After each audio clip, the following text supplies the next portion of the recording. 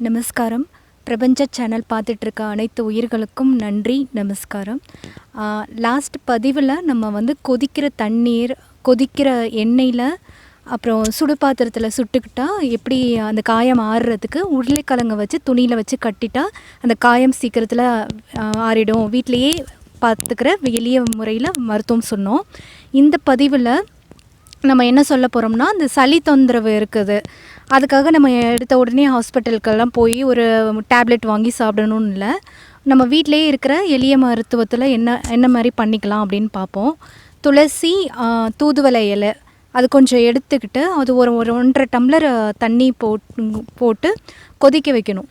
அந்த கொதிக்க வச்சு அது 1/2 டம்ளர் ஆகிற வரைக்கும் கொதிக்க வச்சுட்டு அந்த கஷாயத்தை எடுத்து சின்ன குழந்தைங்க 3 வயசுக்கு மேலே இருக்கிற குழந்தைங்க இருந்தாங்கன்னா அவங்களுக்கு ஒரு சங்கில் கொடுத்துக்கலாம்.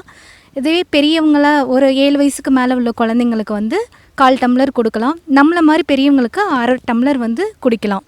இப்படி ஒரு 4-5 நாள் தொடர்ந்து குடிச்சிக்கிட்டே நீங்கள் வரும்போது இந்த சளி தொந்தரவுலேருந்து விடுபடுறதுக்கு வாய்ப்பு இருக்குது.